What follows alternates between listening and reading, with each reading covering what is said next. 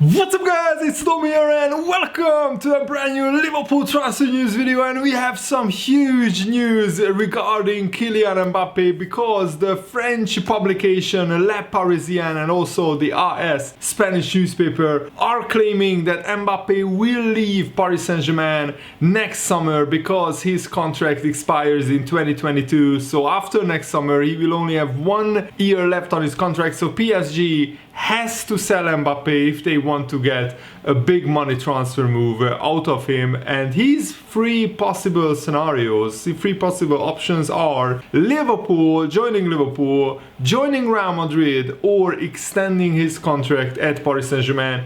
And the last one, I think we can rule that out because every time Mbappe is asked about contract negotiations, he gets annoyed and just bets the question away. I just can't see Mbappe staying at Paris Saint-Germain beyond the next summer because he has outgrown the French league and he wants to and needs to play either in England or in Spain to further his career. And the Real Madrid are still favorites to sign him purely because of financial reasons, because we have to say that Mbappe's wages are far higher than what Liverpool are prepared to pay for any of their superstars. And also Paris Saint-Germain would probably expect around £100 million at least for Mbappe, but his price could come down because he only has 1 year left on his contract next summer. So let me know, what do you think Liverpool should do in this situation? Should we go all out signing Mbappe? Should we try to sell a whole host of Liverpool fringe players? Potentially, would you trade any of Liverpool's front three for Mbappe? Let me know in the comments below, and if you enjoy these transfer news updates, leave a like and subscribe if you are new to my channel. Turn on the bell notification so you never miss the latest uploads. And Kevin Phillips said that I think Jurgen Klopp can persuade Mbappe to come. It's all well and good playing for PSG, but he's playing against nobody. As a player, come and challenge yourself in the Premier League, come to the best league in the world, come to one of the best clubs in the world and challenge yourself against top defenders week in, week out. If one of Liverpool's front three move on, what a player Mbappe would be for Liverpool. Jurgen Klopp has enough pulling power to convince Mbappe. And what is also a well-known fact is that Mbappe openly admires Liverpool and he is open to joining Liverpool, and he loves Jurgen Klopp, he admires him as well. And Mbappe said this about Liverpool: wow, it's amazing what Liverpool do, the club is incredible, they've gotten an amazing team. And yes, Real Madrid are his dream, but Liverpool are very much in the conversation for Mbappe and his family because he's really in awe of what Liverpool are doing, what they are building. He spoke on the record of how good Liverpool have been. I think Mbappe used the word machine. I certainly think he will really fancy playing for a club like Liverpool if there was an opportunity there. And so I don't think that it's just Real Madrid that is on the play table. And even L'Equipe, the French newspaper, said that Liverpool are in constant contact with Kylian Mbappe and his representatives over a blockbuster 2021 move. Because remember that Jurgen Klopp and Liverpool representatives sat down with Mbappe and his family and his agent a few years ago before Mbappe went from Monaco to Paris Saint-Germain. So Liverpool already registered an interest in Mbappe. According to L'Equipe, a trusted French publication, they have claimed that Kylian Mbappe spoke with Mbappe's father, Wilfried Mbappe, back in May last summer, and that Liverpool are definitely eyeing up the situation with of course Mbappe's contract expiring in 2 years. And the Sunday Times are reporting also that all front three of Liverpool's attack are all 28 years old or more, and they are still under contract until 2023, so they still have a 3-year contract, and some of them can move to Spain, and Liverpool have been thinking about this for a long time now. The report says Liverpool don't try to keep their players forever. They open the door if the player or the players want to leave and they have a big offer. So here is the big context and the big dilemma for Liverpool. Do Liverpool sell one of their front three? Because I'm sure that Firmino, Mane, Salah, any of the front three would generate 150 million pounds on the transfer market if either Barcelona or Real Madrid come for any of them. potentially both Barcelona and Real Madrid need a big attacking signing, considering how much they are struggling in the Spanish league. But also Liverpool need to convince Mbappe to come. But I don't think, if the money is there, I don't think Mbappe would need a lot of convincing. And also some reports are saying that Nike might pay a portion of Mbappe's salary just to keep him out of an Adidas kit, because Real Madrid play in an Adidas kit. That actually happened, that have been actually done before. When Frankie de Jong was thinking about moving to Manchester City, Paris Saint-Germain or Barcelona, Nike helped facilitate a move to Barcelona, because the sportswear giants Nike actually contributed some of his salary to Barcelona. So yes, they didn't pay any of his 65 million transfer fee, but they agreed to pay a pretty large amount of De Jong's salary. According to ESPN, Nike took over from New Balance at Anfield for the start of the current campaign, and if they did help Mbappe move to Anfield, they would surely be loved by all on the red half of Merseyside, and that would be a huge marketing opportunity for Nike. Can you imagine? Mbappe, I think, is the next generational talent in world football, the next Cristiano Ronaldo or Lionel Messi, if you like. You should think about that stature, and I think that is worth a lot of money, both for Nike and for Liverpool. And also another Liverpool fan said that he has a friend who works for Nike as a football development manager, and he's heavily involved with Liverpool and the Nike partnership, and he's adamant that Nike are absolutely desperate for Mbappe to move to Liverpool, and it would be a great move for all three parties. But as I said, if the finances are right. Also, the AS newspaper is reporting Paris Saint-Germain could reportedly sell Mbappe if Neymar reunites with former Barcelona teammate Messi in Paris next season. So Neymar already has sparked speculation over Messi's future, because Neymar said that he wants to play with Messi next year. I don't think he thought about joining Barcelona next year. He is thinking about Messi joining Paris Saint-Germain next year, and that means that Paris Saint-Germain will have to part ways with Mbappe. And yeah, that is actually a pretty plausible outcome, in my opinion.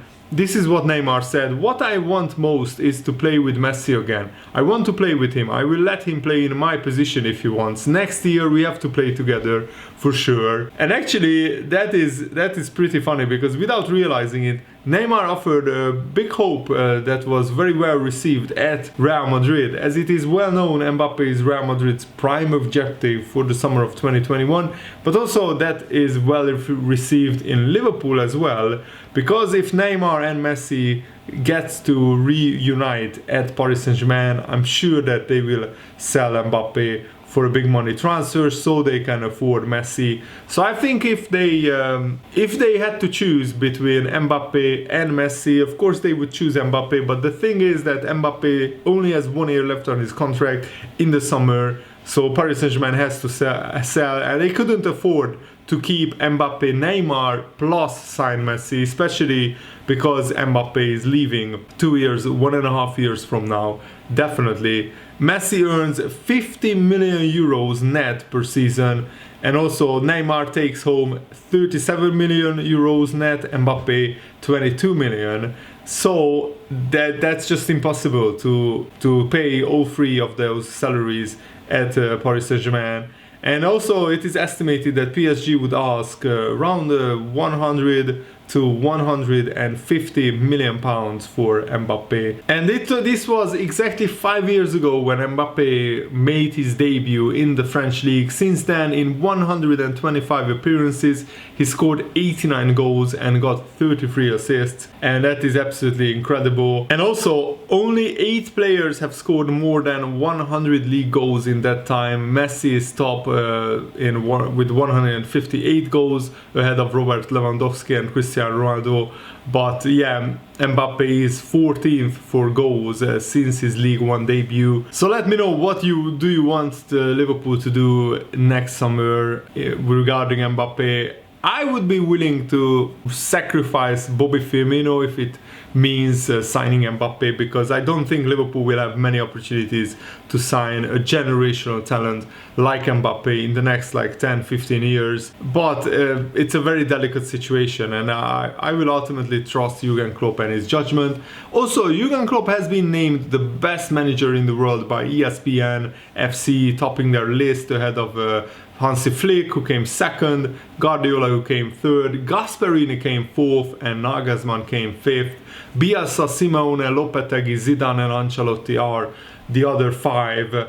I don't necessarily agree with that list, but I think Jurgen Klopp and Hansi Flick are the top two, maybe Guardiola third. I would put Nagelsmann fourth, Simeone fifth, probably Zidane, Lopetegui sixth, seventh, maybe Bielsa eighth. And what did you think of the Premier League games yesterday? I watched the highlights of the West Ham Manchester United game, and I found it absolutely shocking that once again the referee makes a mistake that benefits Manchester United. Oh, shock horror, this happens every single week. It's like we are back with the Sir Alex Ferguson days, because every time they get like VAR decisions fall their way, they get the most penalties in the past 1.5 years, and the ball was definitely 100% out of play before the second Manchester United goal, which actually was the game winner when West Ham were 1-0 up at halftime and Man United turned it around. But if that ball forward by the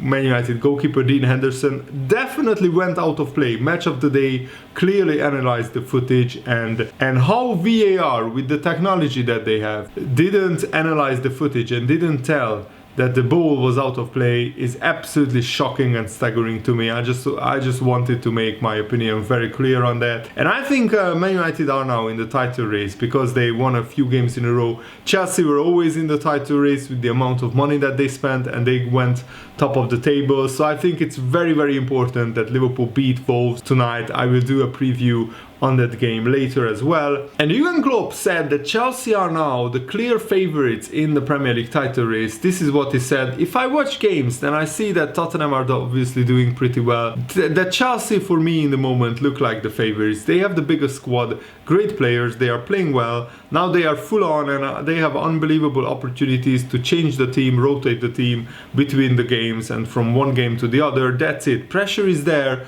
but it's about yourself. The pressure is there to win the game, and we want to win against Wolves on Sunday. We play only Wolves this weekend and nobody else, so all the others can play against each other or not, and then they will collect points. It's always like this. It's much too early to think about who is ahead of who or whatever. It's just the situation. I said it before. This season is not about setting a target and going for it. It's about getting through it with the best possible football you can play, and that's what we try to do. That differs from weekend to midweek sometimes because of some circumstances, but it's still the target for us all the time. Be fully focused on the next game, the next opponent, especially not that early about other results.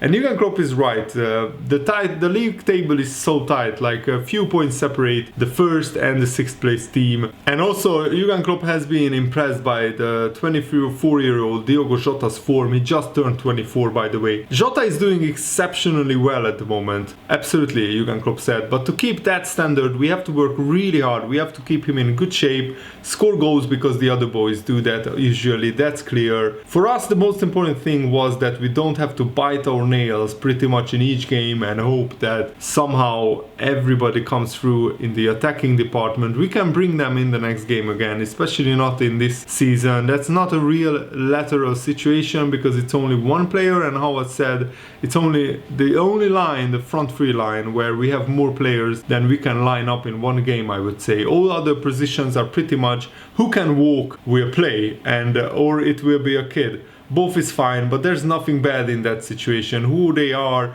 they wouldn't be where they are if they couldn't deal with a situation like that. They are completely fine with Jota, and Diogo is fine with them. They are overly happy that he had that brilliant start, and as I am, obviously, and now that's already gone, we have to carry on. Jurgen Klopp is talking about the other front front players that they are happy that Jota had this amazing start to the season. And I think that will actually motivate Salah, Mane and Firmino to do even better, because they know that if they don't score enough goals, then Jota will take their place. And Wijnaldum also praised Jota, saying, I think Jota will be really happy to play against his old team. I'm always happy when I play against Newcastle, because that's my only other team in the Premier League. For him, I think it's different, because he played more seasons for Wolves than I played for Newcastle. For him, I think it's much bigger than what I have with Newcastle. It's going to be a really big game for him, and also a game he can enjoy. I'm really impressed, because I already knew how good he was, but now I can see that he's even better